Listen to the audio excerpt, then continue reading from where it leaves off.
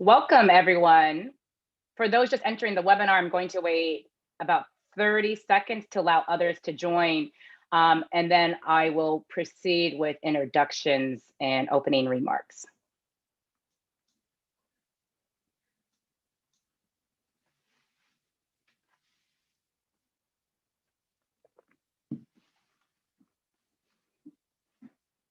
So hi, everyone, on Zoom and on YouTube. Thank you so much for joining us this morning, afternoon, or evening, depending on your location around the world. My name is Megan Ming Francis, and I'm an associate professor of political science and law societies and justice at the University of Washington. This academic year, I'm also a fellow at the Carr Center for Human Rights and the Ash Center at the Harvard Kennedy School.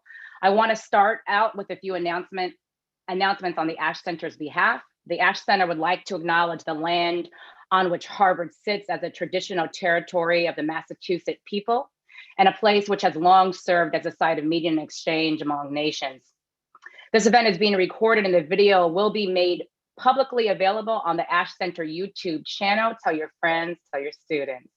You are welcome to submit questions anytime throughout the duration of the event. Please do so.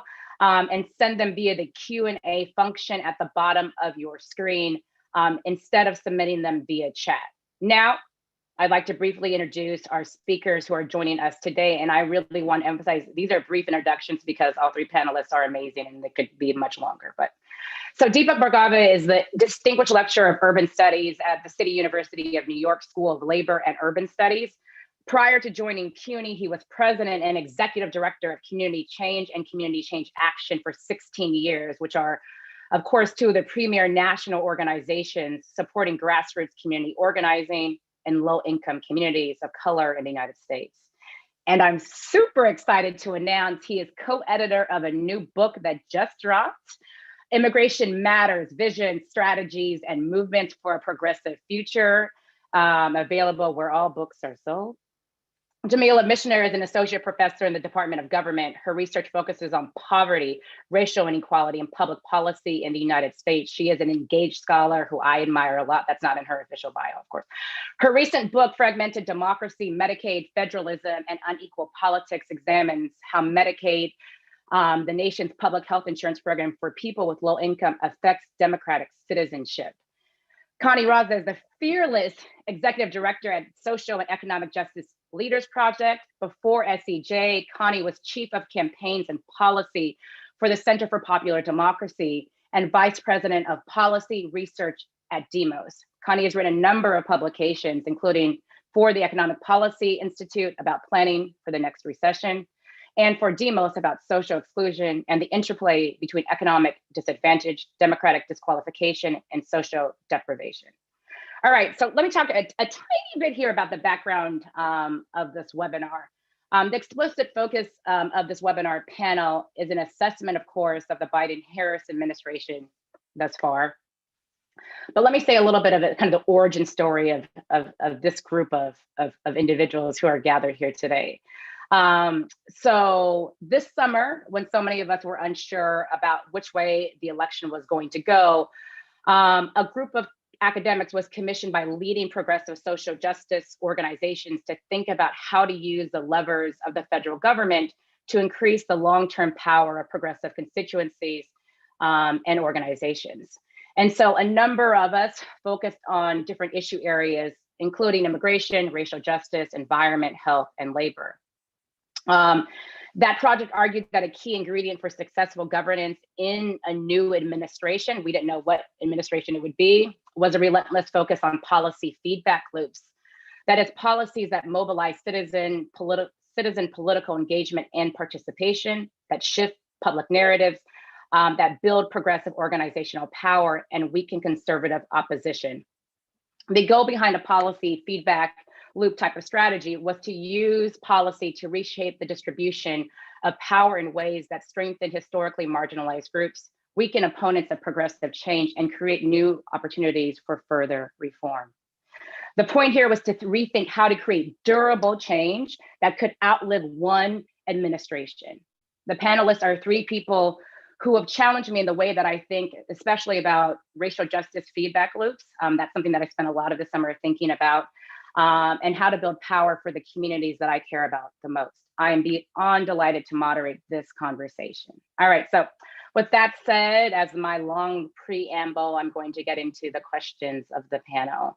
So I'm going to ask each of the panelists to provide a 5-minute opening reflection. What we know, of course, is that coming out of 4 years of the Trump administration, and in so many ways, a hollowing out of government, the past now more than 100 days of the Biden-Harris administration has been in so many ways a whirlwind. Given your particular area of expertise, could you provide an evaluation of the administration thus far? What have been, from your perspective, some of the most promising developments, and what still needs to be dismantled? I'm going to go Jamila, Connie, and Deepak. All right. Thank you so much, Megan, for that preamble, which I really enjoyed. And the fact that in the bio you said that you like me is something I will actually add to my official bio now that I have you on record saying it in the context of a bio. So that's great. I'll take that. Thanks everyone for being here today. I know that Zoom fatigue is real and there are a lot of things we could be doing in the middle of the day. So I appreciate that of all of the options you want to be here thinking, I think deeply and closely with some of my favorite people, but also some of the most insightful people I know, excluding myself, of course, about important problems. So Megan already indicated this, but I'll say a lot of my work focuses on the realm of healthcare. And so I thought I'd just focus my comments in response to the question that Megan sort of probed us with at the beginning, really around thinking about Biden-Harris in the first 100 days around healthcare. I'm tempted to talk about 1,000 other things, but healthcare is actually more than enough. And one of the things that I like about and that draws me to the study of health policy is actually how much of a gateway it is into so many other kinds of issue areas. So in many ways, I think by starting with health policy, we open the door to thinking deeply about things like racial justice and even things like immigration policy and so on and so forth. So when it comes to healthcare, the way that I would kind of characterize what the Biden administration has done in these first 100, I think we're slightly over 100 now, but somewhere in the area in these first 100 plus days, is sort of addressing what I think of as some of the low-hanging fruit issue areas, right? Now, I don't mean that actually in a negative way, because when it comes to healthcare, low-hanging fruit literally saves people's lives, right? We happen to be, I don't know, in the middle of, 3/4 of the way through, near the end of, I'm not sure, but we're somewhere in the midst of a global health pandemic that has, despite all of our advantages in the United States, how much we spend on healthcare, how much we have, period, materially, in terms of resources, in terms of a variety of different privileges and advantages. Despite all of that, COVID-19 has ravaged us. And it's really, everyone has been saying this phrase lately, so I've kind of come to hate it, but it's actually true, right? It's laid bare the depth of our inadequacies, especially when it comes to racial and economic justice in the realm of healthcare. And so in that context, where prior to the Obama or the Biden administration, under the Trump administration, we were just being clobbered by this pandemic in a way that was really out of sync with the resources we should have been able to bring to bear to address it. Given that context, the low-hanging fruit, like getting a vaccine process rolling that actually worked, that was effective and efficient, expanding increasingly over time people's access, not just to vaccination, but also to testing, and investing the resources that we needed invested in that, at least the ones that could be at the federal level, may have been like obvious low-hanging fruit, but it was absolutely necessary, and it's almost certainly saved many, many people's lives. So that's worth pointing out. Another thing that has happened recently under the Biden administration that I think is really critical is that Biden has extended or created a 3-month special enrollment period for the Affordable Care Act. we've seen 1 million people enroll already. And that's pretty astounding. It means that some of the losses that we saw under the Trump administration with respect to people who had health coverage, and it's worth pointing out that those losses were had both racial and class dimensions, right? Who was losing health insurance coverage at the steepest rates? People of color, people living in poverty. And so with this 3-month enrollment period, Biden has been able to have some gains, right? To pull back or push back against some of those losses that we saw under Trump. And then, I could go on forever and I won't. There are lots of like nitty gritty little policy things like the American Rescue Plan. We think of it for the big ticket items, but there were some things built in there to strengthen Medicaid, to try to incentivize states to expand their Medicaid programs. There were things built in there to extend postpartum care for women and from 60 days till up to a year. That's huge if we think about Black maternal mortality and how important of an issue that is. Okay, so I have to stop, but I'll stop here by saying what's left are the really deep structural challenges, right? Healthcare is still a for-profit enterprise in the United States. And not only is that not something that Biden has really been able to address, he hasn't even been clear on the extent to which he intends to address that, the kind of deeper social determinants of health, those things that are just really more difficult political problems, more intractable, have really been left to be dealt with at hopefully future points. I'll stop there. And I know there are brilliant insights that others have to share. That's excellent. Thank you, Jamila. Connie? Awesome. Thank you. And I thank you for including me in this. It's a great group of people. I'm so thrilled to be able to share this conversation with others. So I want to start by actually talking about the Biden-Harris administration dispositionally. Recently, I was in a conversation and somebody very succinctly captured what I feel like I knew but hadn't gotten quite the right language for, which is, she said, authoritarians promise certainty in exchange for agency, right? They promise stability and they take from you self-determination. And too often, right, our democracy has failed to actually provide either. It has failed to provide either certainty or a sense that we actually make decisions together that affect our lives.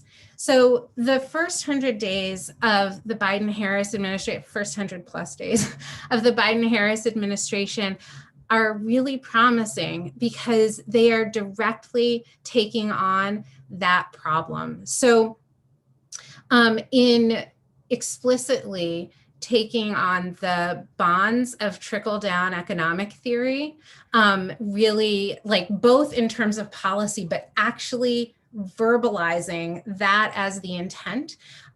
They're really taking on the question of both stability and agency, and really taking hold of that sense that we're here to provide certainty in your lives, to take care of all of us, that what we do together, what government can do is provide for all of us what we are not able to provide for ourselves. And like, not for nothing, they actually made the kind of like media and political world obsession with the first 100 days salient for people. So like the goal around vaccines, there's all kinds of like, should it be higher, whatever, but like, we all felt that in real time in our communities. Do you know what I mean? And so took something and leveraged it so that people were feeling that delivery.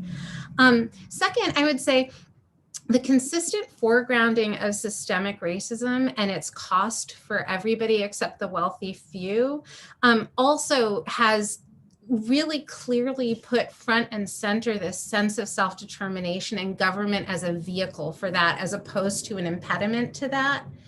And then the third thing that I would name that makes me very optimistic, more optimistic than I expected to be, having gone through the last 4 years, the personnel that they've chosen to populate much of the administration with actually are the people who can bring the bold ideas that help us take this crisis and really leverage it to catapult us well ahead of where we might have been otherwise, especially in terms of, well, the personnel in terms of economic policy and other policies, but also this disposition that I feel like there were big questions around about the willingness to use executive power and to really break with I'm going to keep using the language of bondage, but like the bonds of a bipartisanship that was constantly weaponized against progressive action. And I will just double click on Jamila's sort of area for dismantling. Like, there's a ton of great sort of emergency measures or measures that are being justified in terms of this current moment. And the question is, how do we turn those to be systemic and structural fixes? That's it. That's excellent.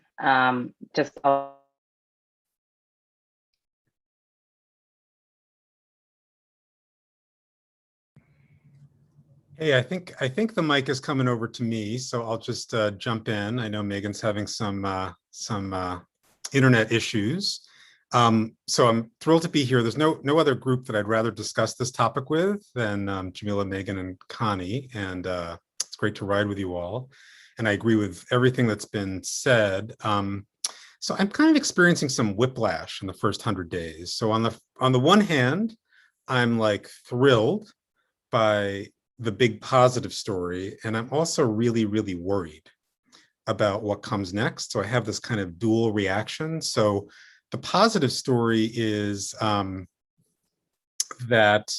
I feel like the scale and ambition of the Biden economic program is breathtaking, and it breaks with all the orthodoxies that we've inherited for so long. You know, the inflation deficit hysteria that's constrained us, the government is the problem, now government is the solution, unapologetically so. The whole idea that social welfare policy has to be constructed on this fundamentally punitive and racist basis is being challenged by bold policies like the refundable child tax credit, pro-labor, explicitly green economics, the care economy, and really centering workers of color, women workers of color in the kind of design of those things. And then I think, you know, Connie was really talking about this different way of governing, like being clear that people need to see the benefits in their lives, you know, is such a departure from how this played out in the early Obama years. And I just want to say, well, no, we'll come back to it, like movements deserve huge credit for these shifts. I just don't think we would be here without the movement for Black Lives, the fight for 15, climate justice. So here's my worry that kind of keeps me up at night, which is that all of this may not be enough to diffuse the authoritarian threat that's still there. It hasn't gone anywhere. They haven't gone anywhere. And we see that in the voter suppression laws. We see that in this, you know, expulsion of Liz Cheney today. And I think their theory, the Biden theory, is like, if you govern well on the pandemic and on economics, like the rest will kind of take care of itself. Things will quiet down. And, you know, there's some truth to that, like austerity is bad. It does promote reactionary politics. But if you think the authoritarian threat is basically rooted in racism, then I don't think that those things alone are going to solve the problem. And we need voting rights, we need HR 1, we need immigration reform, we need a racial reckoning in this country in order to safeguard democracy. And I just worry that they're going to run out of gas before we get there, the Biden administration, like the filibuster, like their political capital will be spent, and that we may look back and say, wow, that was some great policy, but we're back in the soup of an authoritarian challenge. So on the one hand, huge progress, testament to movements, but on the other hand, some real worries about the future. Great. So obviously I missed the beginning of what I know was an amazing response, but I'm glad to come here at the end of it. I want to move just a little bit from kind of this reflective, an assessment on what's happened thus far to thinking about the future of the Biden administration. And I'm wondering, I'm going to go to Connie first for my first question. Moving forward, can you talk about the need for power building policy muscle in both movement organizations and in government?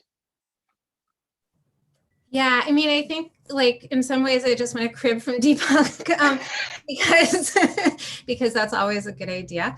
And also because I think that the key is that right in this moment of the move into what feels like a much more ambitious, a much more fertile political landscape, to be able to move the kinds of progressive policies and deliver the kinds of wins that we've been fighting for a really long time, you could see how the delivery of those straight, like materially impactful kinds of changes would be first and foremost. But the problem is what I think everybody has kind of alluded to, that then that changes again with sort of what the outcome of the next election and the election after that might be.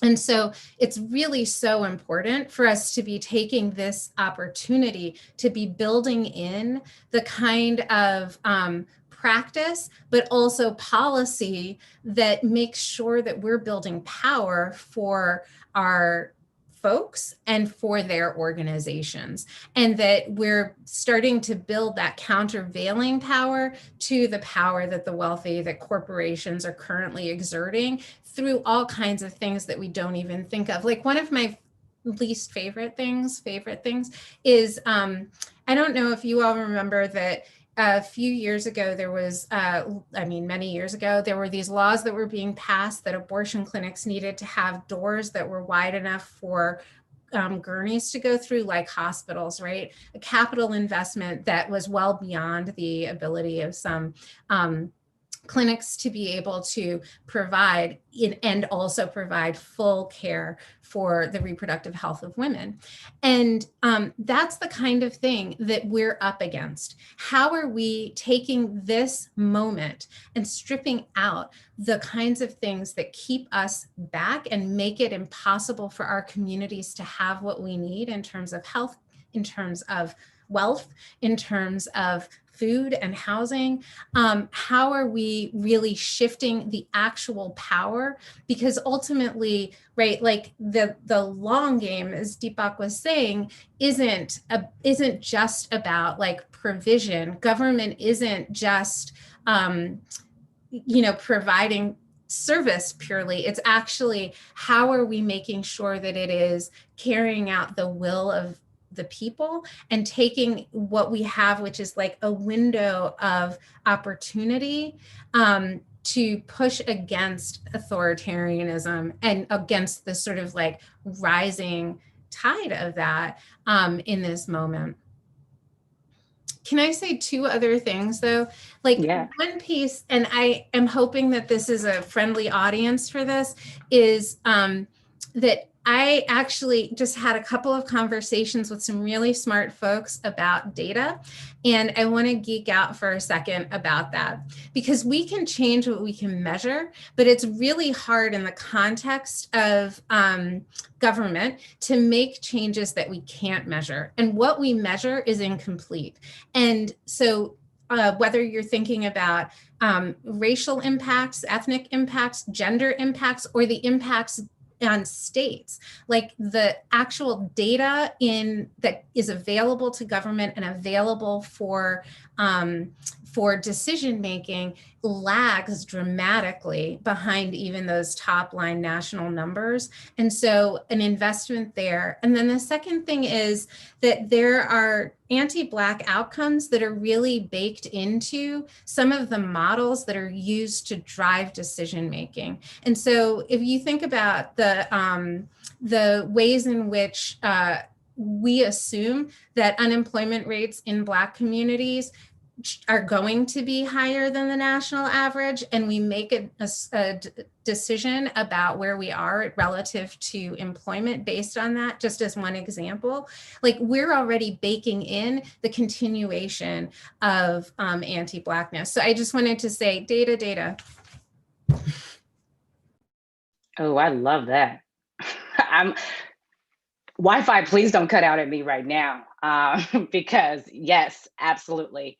On this point around data, and this just really want to amplify, it's hard to make changes about what we cannot measure, and that the data that we have is incomplete, and that therefore so many decisions are being made on incomplete data about marginalized communities especially. So, and just a two finger on that as well is one in terms of, it often feels like that sometimes when data is collected in marginalized populations about them, that they are not consulted, and or that representatives from these communities are not part of the research teams. And that is also two things that need to change. All right, I'm gonna take myself out of this. All right, I'm gonna move to Deepak now. Moving forwards here, I think thinking, 100 days plus onwards, what are 2 to 3 recommendations in the area of immigration policy that the Biden administration would be wise to pursue? And I'm asking this in part because of this new important book that you have co-edited. So talk to me. Thank you for the plug. And it was so wild and fun to work with Megan to try to imagine what it would be like to not have the federal government be weaponized against communities of color and immigrant communities, but actually potentially to help support their power building. It's a wild act of imagination, given what we've been through, not just the last 4 years either. So 2 things that I would lift up here, one is dismantling this massive enforcement apparatus and the role that it has played in terrorizing immigrant communities of color. Since 9/11, it's grown exponentially. And it's a daily reality that suppresses participation in public programs and democratic life. And it feeds right-wing politics. It feeds racism. It feeds law enforcement that has anti-democratic impulses. It threatens the public square. Private corporations make huge amounts of money and then fund pro-enforcement authoritarian candidates. So poor Jamila has heard me say these numbers before, but Immigration and Customs Enforcement gets 36 times more funding than wage and hour to enforce the minimum wage.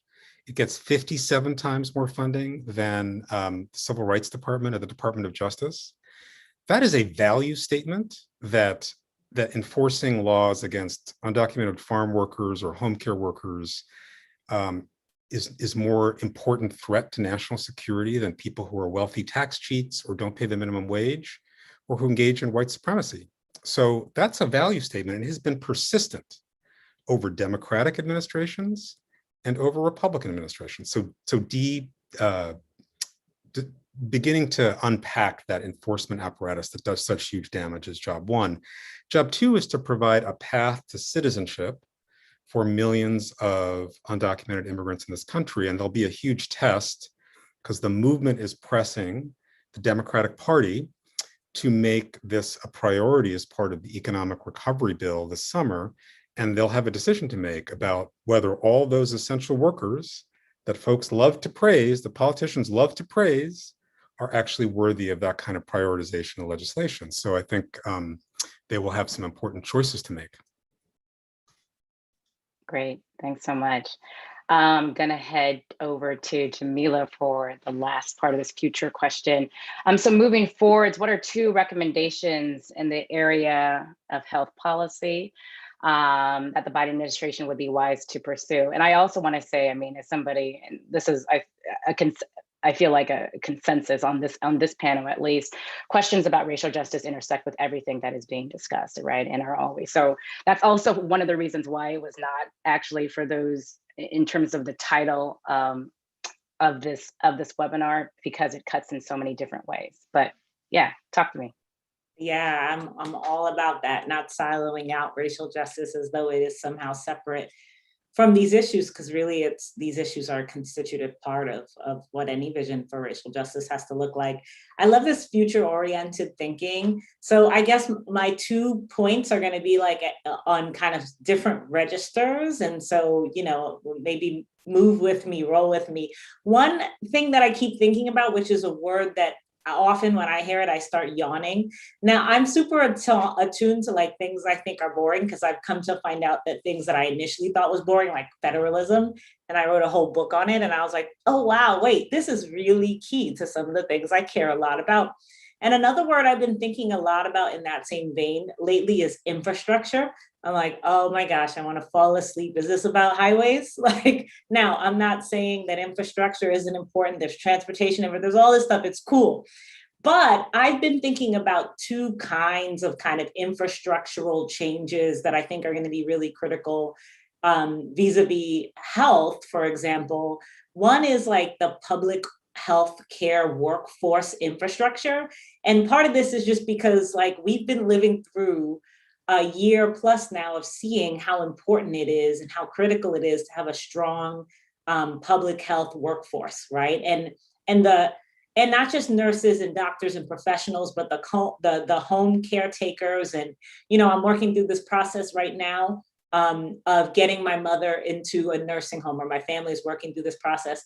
And I'm thinking about who are those people in there, right? There's so many aspects of the public health workforce that are so vital for us, both in the pandemic, but were there before and will continue to be there after. With the aging population that we have, this is going to be so critical. And a lot of those public health workers are women of color, right? And so again, like the racial justice facets of this don't go away. So I think like really shoring up that public health infrastructure, but doing it in ways, as we've been mentioning and really echoing and consonant with what Connie said, doing it in ways that are going to help to build power, right? So are those workers unionized? Do they actually have a robust set of rights? Are they actually being brought into our economy, into our larger political economy on terms that are not only equitable, but on terms that are going to like engage them as full and equal members of our democratic polity, right? I think if the answer to that is yes, then not only are we building our public health workforce in a way that is going to be economically viable, but we're going to do it in a way that's going to build power and have us to have a more viable democracy than we presently have.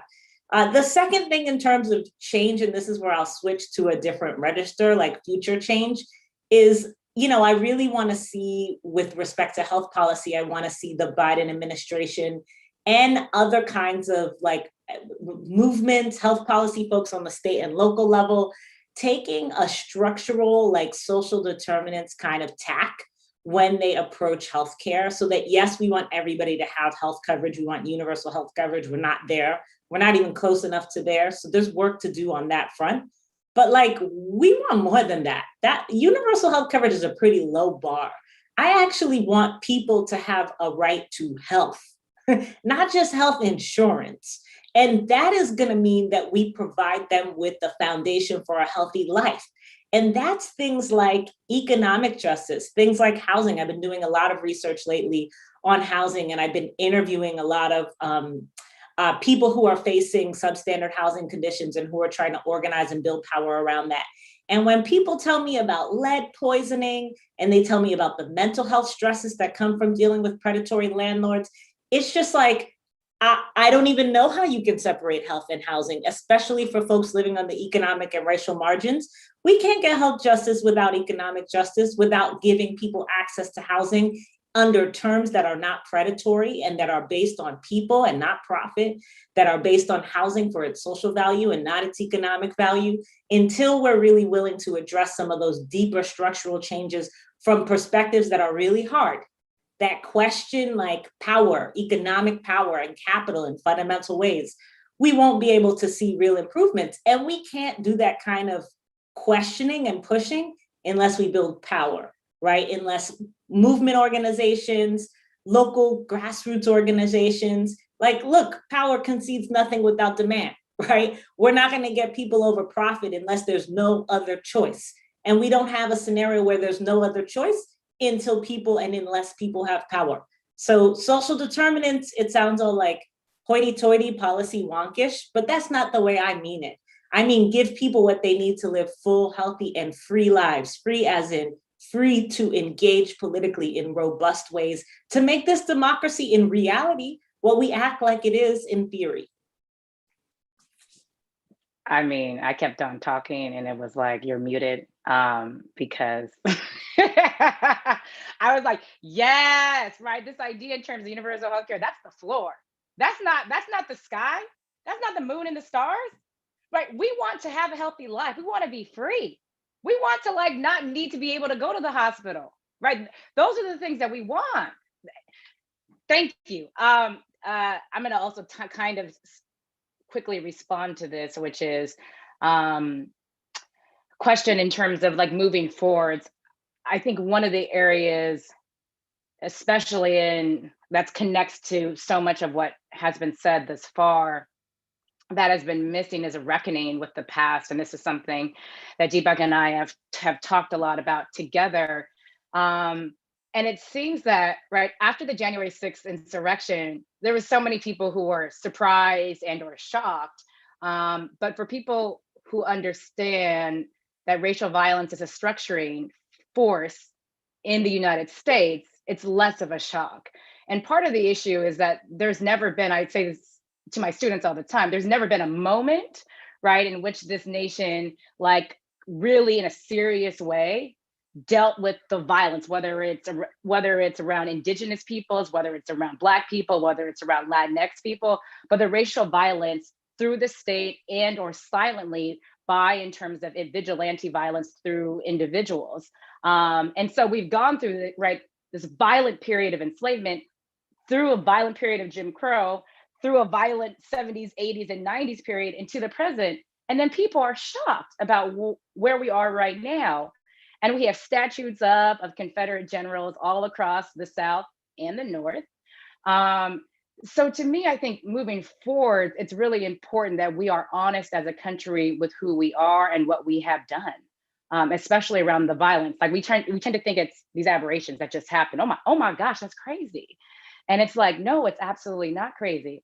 I say also to my students, and in terms of a number of my colleagues, if after the murder of Breonna Taylor and George Floyd was the first time that you actually like were shocked by the level of violence and had a conversation with your community or with your kids or with your significant other, I have to ask you, where have you been all this time?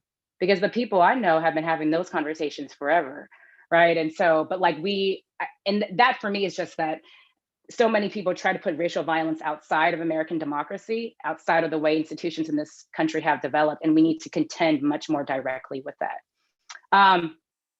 Want to move, speaking of the movements, want to move to actually thinking about the role of people. Oftentimes, and this is something in my own training, I was in some ways taught that like political elites shift institutions and that there's movements on the outside, and that really only during the 60s did movements kind of shift government and then secure the Civil Rights Act of 64 and the Voting Rights Act of 65.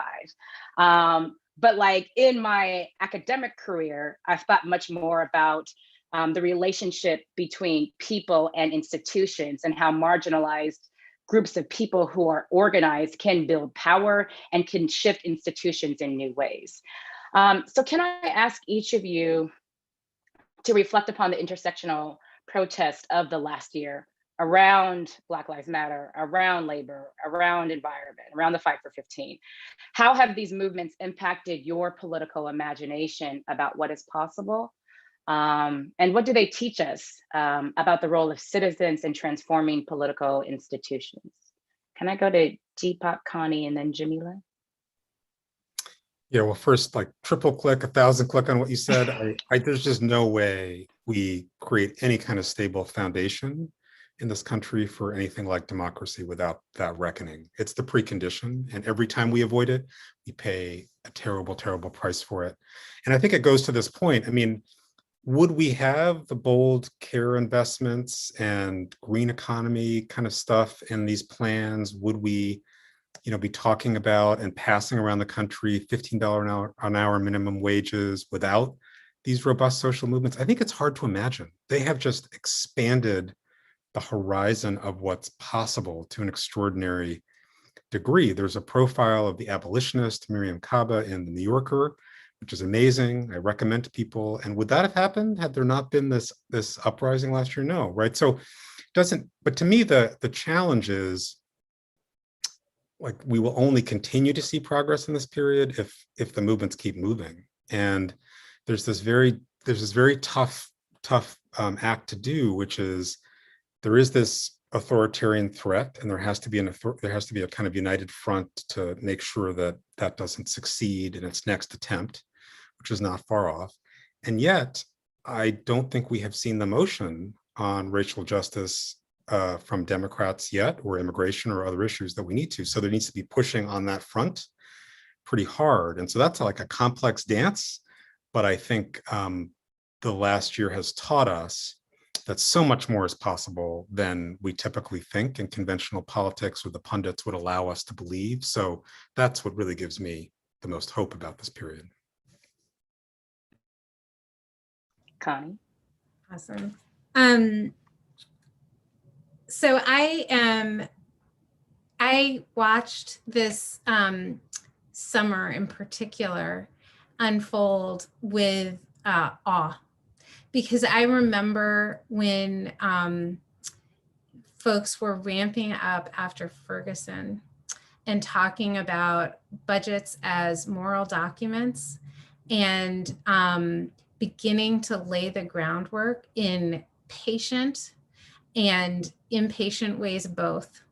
And the work that happened so that in May of 2020, there was language and understanding and people in motion, and people in motion everywhere being able to take action when a rare set of conditions aligned, to be able to then take this thing that is still under contention, but move it right to the middle of the the conversation. And it was patient work that happened without the kind of institutional support that a lot of other kinds of campaigns have. And so I just think that it is like both an incredible thing to have witnessed over the last year and to have witnessed over the last decade. And so I don't want to continue a narrative of like it happened in 2020 and like that's the first time. It was so much work. And I think that the other thing that I was really moved about was on January 6th, the insurrection was horrifying. And it was outside of the bounds of political action that I have seen in the movements that I have been aligned with. And the willingness to move outside of a set of norms for political action was shocking. And I think that it was wholly to the wrong ends. But I also think that it is a call for us to understand what are the rules that we're playing by, and what are the rules that are as core to our values, that reflect our values, that we would choose for ourselves. And so I think that there's strangely in this time, an opportunity to sort of reassess the tools that we need going forward. I think the last thing I'll say is that elites move because people move them, and that the organization through institutional and non-institutional organizing has been phenomenal, and that has moved culture and moved the elites and is shifting how people identify.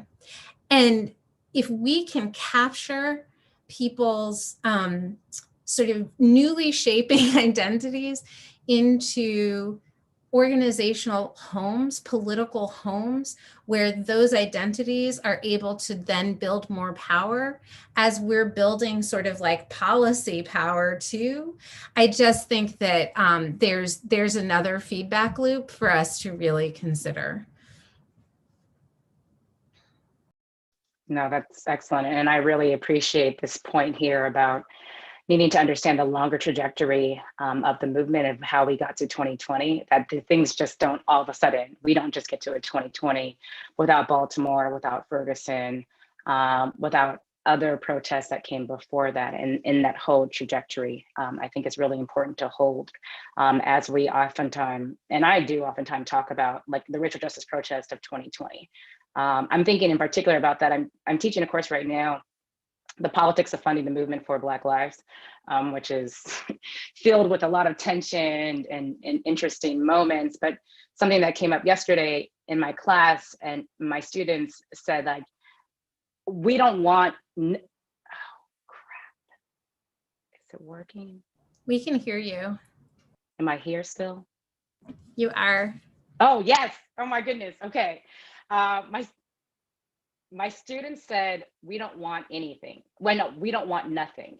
And then I pushed back with that you have to understand that like you're nothing in Ferguson and you're nothing in terms of what the movement got out of Baltimore, set the stage and helped to develop a set of skills and strategies that then led to 2020, and which you all say in my class that we got a lot, right? That like you, and so yes to the longer trajectory of the movement. Jamila? Yeah, that was great. I'm gonna try to be quick to just be mindful of the time in case we can get Q&A in here. But I guess I would say like, as far as the racial justice protests of 2020, there's like a personal level, and then there's like what I thought happened on the political level. On a personal level, I think it sort of shook me out of a little bit of a kind of deep cynicism I can have about like big, bold things happening. You know, there are times when it just feels like we're all getting so desensitized to Black death. Like, at what point are we just going to be like, oh, another Black person shot in the street? All right, I'm going to go on about my day. And I think I was in many ways like kind of, I was like shaken out of my own cynicism. And it's just made me think more about like my own like expectations and my language and my willingness to kind of be more hard-lined in many ways than I otherwise would have, and in productive ways for the right reasons and purposes. And then I'll just say on a political level, one thing that struck me, which is really consistent with what everyone on the panel has been saying, which is that 2020 wasn't like something that like materialized out of thin air, but instead was like a point in a much larger process.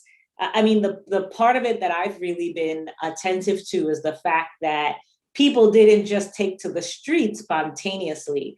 They were actually organized into the streets, and often they were organized into the streets through like political actors on a pretty local grassroots level. So I think it's made me think a lot more about not just what it looks like to build power on a national level with like wide scale, like national quote unquote movement organizations, but like how that also needs to translate into or be happening in parallel with lots of things that seem smaller scale and that we might write off as less important or less consequential, but that are a lot of people building power in their spaces, in their communities, fighting hard battles consistently, seeming maybe like they're constantly losing, but then you have this moment of opportunity and you have the folks in place with the capacity and the skills and the ability and the language and the frameworks for like moving in those moments, right?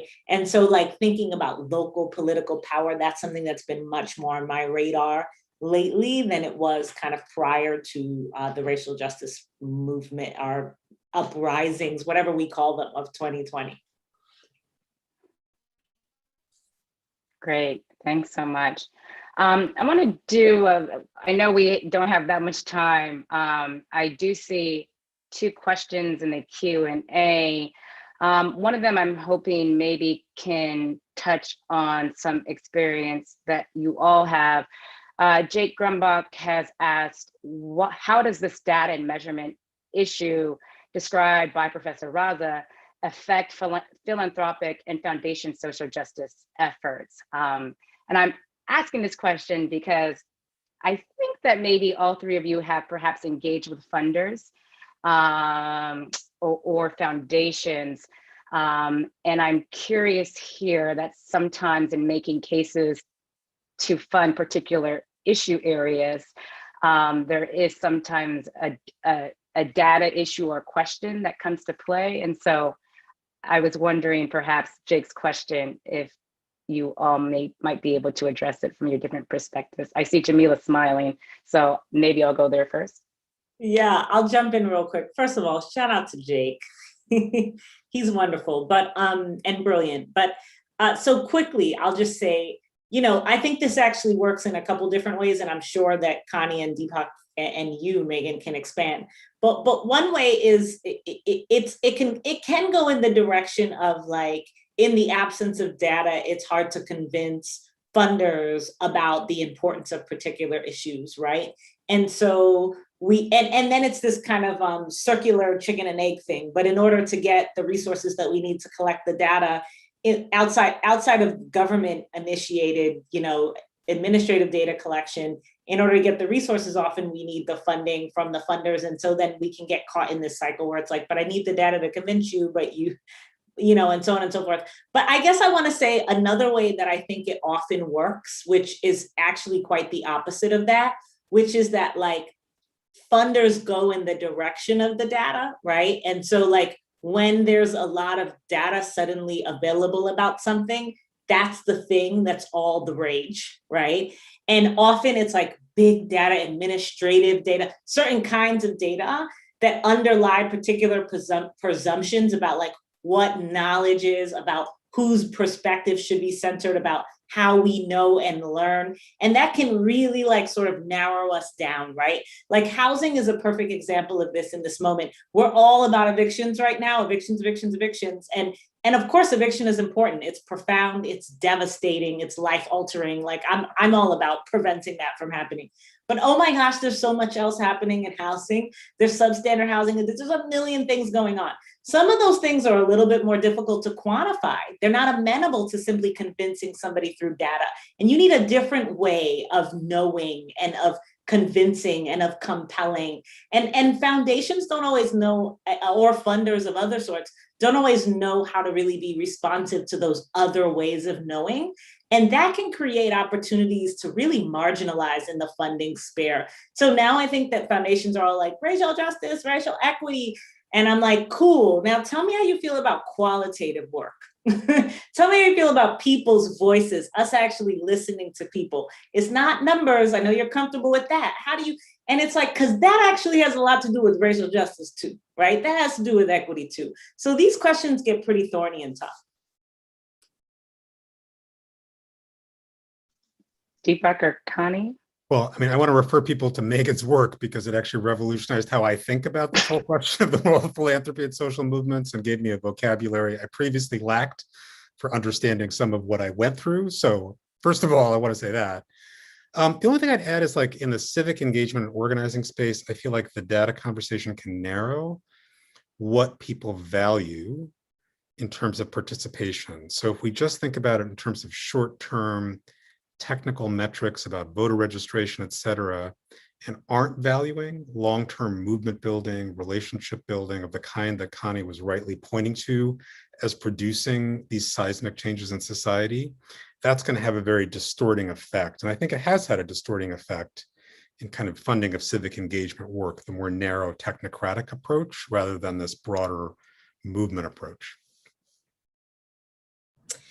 Thank you for saying that, Deepak. I also was like, why is Megan asking us to talk about this question? But I will.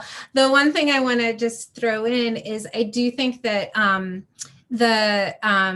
the way that we think about data and what the right sources are for data is limiting.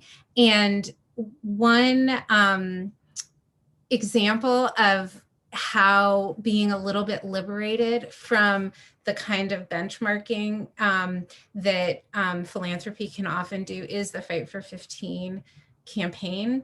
And SEIU's bet that workers actually know what they need in order to make their lives substantially better, in order to move from just barely surviving to thriving, and being able to make that big bet on a demand that at the time, the data, like, I swear, it was like, well, it's 7:25 now, maybe we can make it 9:25, right? Like, that was a bold demand at the point that SEIU and many community-based organizations they were partnered with came together in the Fight for 15 and said, nope, $15, that's what we're pushing for. And when I think about just the way that that expanded the imagination for what those jobs could be like, what the lives could be like, and what we could imagine even now, that bet was massive, and isn't something that you could then say, look to the data and let that drive you. The the available government data.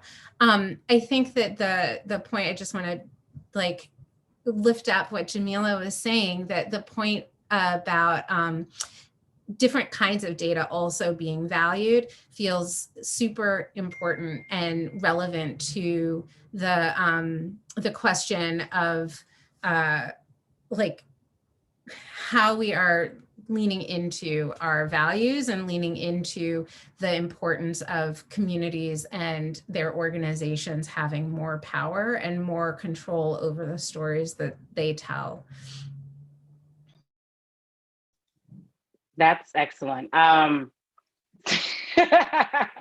talk a lot about foundations and philanthropy, so I actually wanted to hear and learn from others on this topic. I think what all of you said is spot on, especially this point about knowing and different ways of knowing, that especially big philanthropy is so technocratic, and that there has been a way of evaluating and knowing that very much is infused by management consulting and business schools about how to evaluate and how to understand success in different grant making areas. And I think that there's slowly, creepingly, is perhaps some grant makers are expanding what can be considered knowledge and evaluation. Can I just ask, in terms of 30 seconds to 1 minute in terms of closing, I don't want to end on philanthropy. So I'm gonna see if I can steal 2 extra minutes from the panelists here in terms of the final question. I'm curious if you could just say 30 to 60 seconds, what's exciting about how movement organizations are approaching the path ahead, if we could end there. Could I do Deepak, Jamila, and Connie? Well, I think there's a huge amount of sophistication and focus in the movement about how to seize the opportunities that are ahead of us, and I feel like an understanding about how much is at stake. So we're about to have these battles about the big structural power shifts: democracy reform, voting rights, immigration, labor law reform. And I feel like people are laser focused on getting those over the finish line, and that excites me. And I would add that I think that there is this like leaning into what Deepak called this wild act of imagination of government working for us and not being weaponized against us, and that movement organizations are working together in a way that really leverages the way that a lot of them needed to over the last 4 years, but towards this governing moment, and are really thinking differently about how they relate with government, folks in government, and build relationships across that previous divide. And I'll just jump in and say, like, thinking especially on the local level, I see a lot of, organizations that are engaged in various different kinds of movements kind of pushing to think and act in ways that are more explicitly and openly like pretty radical and counterintuitive and sort of transformational. So I started this off saying, in the healthcare realm, Biden's been picking the low-hanging fruit, and hey, it's saving lives. But I think that that a lot of movement organizations are on the other end. They're like going for the transformational. Let's rethink our politics. Let's rethink our economy, and really kind of trying to upend business as usual. Why can't we cancel rent? Why can't we ask for living wages? Why can't we dismantle, upend, disempower economic elites and then infuse that power in other places? So that's really exciting to me. Great. Thank you so much. To everyone who have listened, this is available on the Ash Center YouTube. And I really appreciate the time and the generosity and incredible insight from the panelists. And I love ending on imagination, transformation, and also this connection between people on the outside and people on the inside. So just thanks so much for all of the work that you all are engaged in.